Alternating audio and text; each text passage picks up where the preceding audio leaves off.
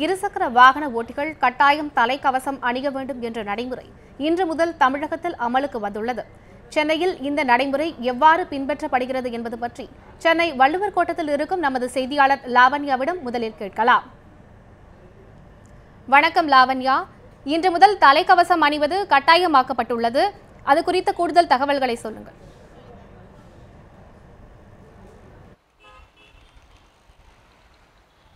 இருசக்கர வாகனத்தில் செல்வோர்கள் தமிழகம் முழுவதும் கட்டாயமாக தலைக்கவசம் அணிய வேண்டும் என்று கடந்த ஜூன் 8ஆம் தேதி அன்று சென்னை உயர்நீதிமன்றம் தீர்ப்பளித்தது. இதனைத் தொடர்ந்து கடந்த ஜூன் 17ஆம் தேதி உள்துறை செயலாளர் அபூர் வர்மா தமிழகத்தில் இருசக்கர வாகனத்தை ஓட்டுபவர்கள் மட்டுமல்லாமல் உடன் வருபவர்களும் கட்டாயமாக தலைக்கவசம் அணிய வேண்டும் என்ற ஆணையை பிறப்பித்தது. அதனைத் தொடர்ந்து ஜூலை 1ஆம் தேதி முதல் இந்த சட்டம் அமலுக்கு வந்திருக்கிறது.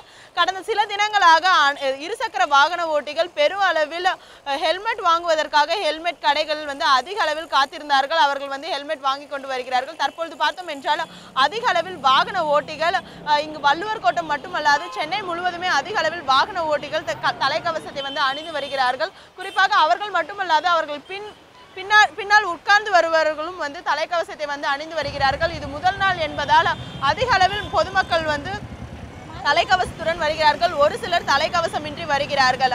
எனினும் இவர்களுக்கான கட்டாயமாக ஹெல்மெட் அணிய வேண்டும் என்ற உத்தரவை தமிழக அரசும் சரி உயர்நீதிமன்றமும் சரி பிறப்பித்திருக்கிறது. அது மட்டும் இல்லாமல் ஹெல்மெட் அணியாமல் வருபவர்கள் அவர்களுடைய உண்மையான அதாவது அசல் வாகன சான்றிதழ் மற்றும் அவர்களுக்கான ஓட்டுநர் உரிமம் பறிமுதல் செய்யப்பட்டு அவை நீதிமன்றத்தில் ஒப்படைக்கப்படும். அதனைத்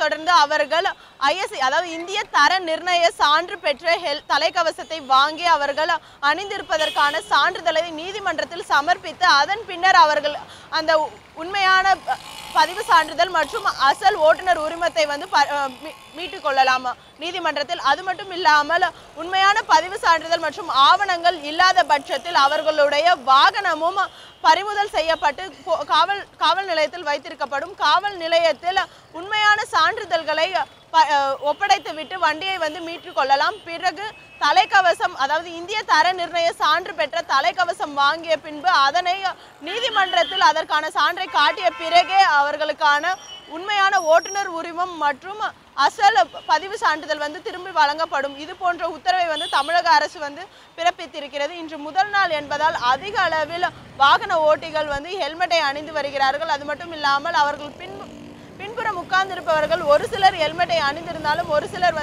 அணியாமல் கைகள் ஏந்தியவாறு வருகிறார்கள். ஏனென்றால் இது அவர்களுக்கு புதிதாக ஒரு அனுபவமாக இருக்கிறது. இருசக்கர வாகனத்தில் பின்னால் அமர்பவர்கள் ஹெல்மெட் அணிவது இதுவரை கட்டாயம் ஆக்கப்படாத பட்சத்தில் இன்று கட்டாயமாக்கி இருக்கக்கூடிய நிலையில் அவர்களுக்கு இது ஒரு புதிய அனுபவமாக இருக்கும் காரணத்தினால் பெருவாரியான மக்கள் இதனை தவிர்த்து வருகிறார்கள். எனினும் ஓட்டுநர் உரிமம் உள்ளிட்ட ஆவணங்கள் பறிமுதல் செய்யப்படும் என்ற காரணத்தினால் பெருவாரியான மக்கள் இதனை அணிந்தும் வருகிறார்கள். லலிதா, லாவண்யா, இணைப்பிலேயே இருங்கள். அடுத்ததாக சேலத்திலிருந்து நமது செய்தியாளர் கீதன் காத்திருக்கிறார். கீதனிடம் கேட்கலாம். கீதன், நீங்க சொல்லுங்க, சேலத்துல இன்று முதல் தலைக்கவசம் தமிழகம் முழுவதும் தலைக்கவசம் அணிவது இன்று முதல் கட்டாயமாக்கப்பட்டுள்ளது. சேலத்தில் இந்த விதிமுறை எவ்வாறு பின்பற்றப்படுகிறது?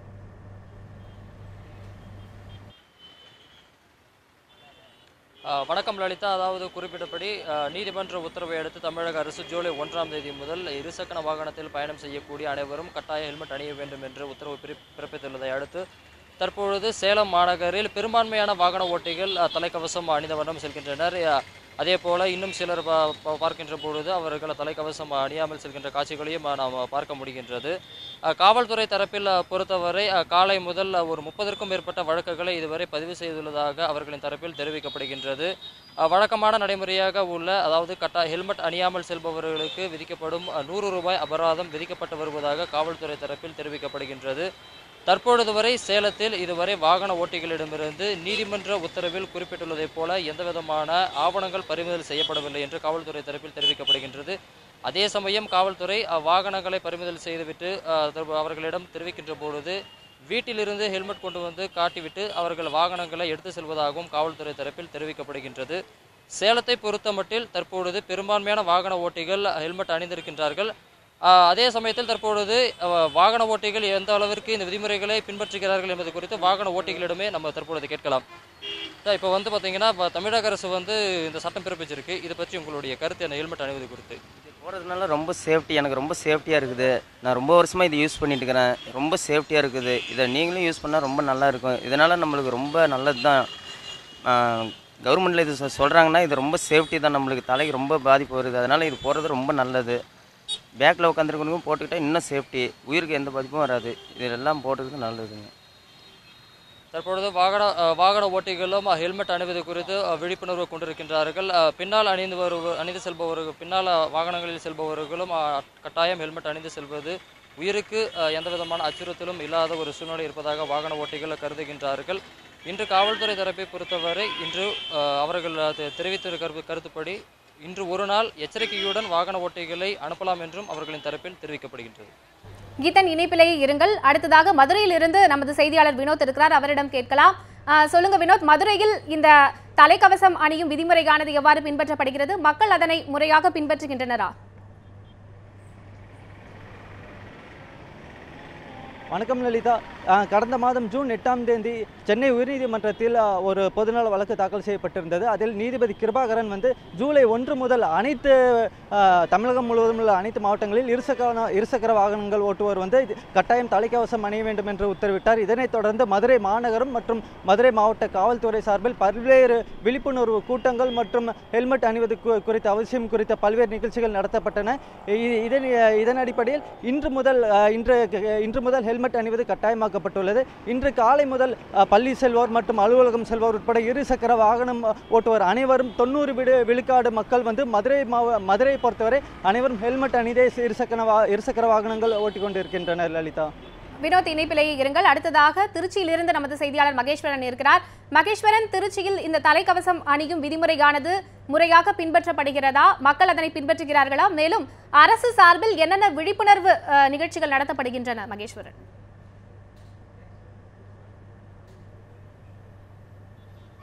வணக்கம் மனிதா. திருச்சியை பொறுத்தவரை 1 லட்சத்திற்கும் மேற்பட்ட இருசக்கர வாகனங்கள் இருப்பதாக போக்குவரத்து போலீசார் தகவல் சொல்லியிருக்காங்க.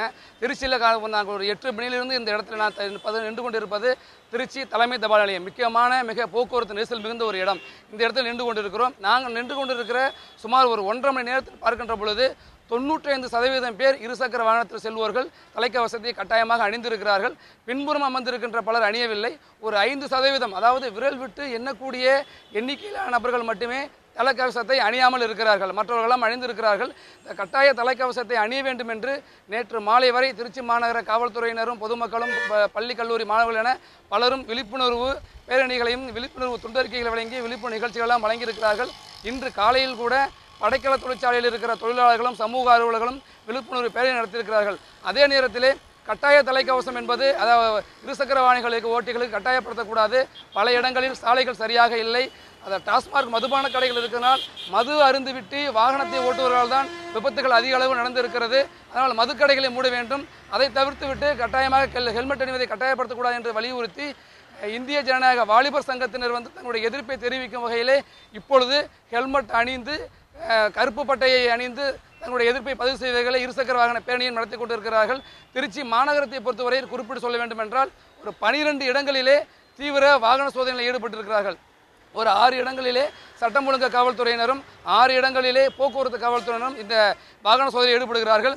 ஒரு 8 மணிலிருந்து ஒரு 9:30 மணி வரை அதிகமான வாகனங்கள் செல்லுகின்ற நேரம் என்பதால் பீக் ஹவர் என்று சொல்வோமே, அந்த வாகனங்கள் செல்லும் நேரம் என்பதால் இந்த நேரத்திலே வாகன சோதனையில் ஈடுபட்டால் தேவையற்ற போக்குவரத்து நெரிசலும் பிரச்சனைகளும் ஏற்படும் வேண்டும் என்பதற்காக அதை தவிர்ப்பதற்காக 9:30 மணிக்கு பிறகு இந்த தீவிர வாகன சோதனையில் ஈடுபட இருக்கிறார்கள். அது மட்டுமல்லாமல் திருச்சி மாநகருக்குள்ள வருகின்ற அனைத்து சோதனை சாவடிகளிலுமே ஹெல்மெட் அணியாமல் வருகின்றவர்களை நீங்கள் கட்டாயம் ஹெல்மெட் அணிந்து வர வேண்டும் என்று பல இடங்களில் திருப்பி அனுப்பிவிடுகிறார்கள். ஹெல்மெட்டை எடுத்து வர சொல்கிறார்கள். ஏனென்றால் 9:30 மணிக்கு பிறகு வழக்கு பதிவு செய்யப்படும் என்ற சூழல் இருப்பதால் அவர்களுக்கு எச்சரிக்கை விடுத்து அனுமதிக்கப்படுகிறார்கள். 9:30க்கு பிறகு எல்லா இடங்களிலுமே தீவிர வாகன சோதனையில் ஈடுபட்டு தலைக்கவசம் அணியாமல் வருகின்றவர்களிடம் வழக்கு பதிவு செய்ய இருப்பதாக போக்குவரத்து காவல்துறையினர் தெரிவிச்சிருக்காங்க. லலிதா, தலைக்கவசம் அணியும் கட்டாயத்தை தமிழக அரசு அமல்படுத்தியுள்ளது. இது குறித்த கூடுதல் தகவல்களை தந்ததற்காக செய்தியாளர்களுக்கு நன்றி.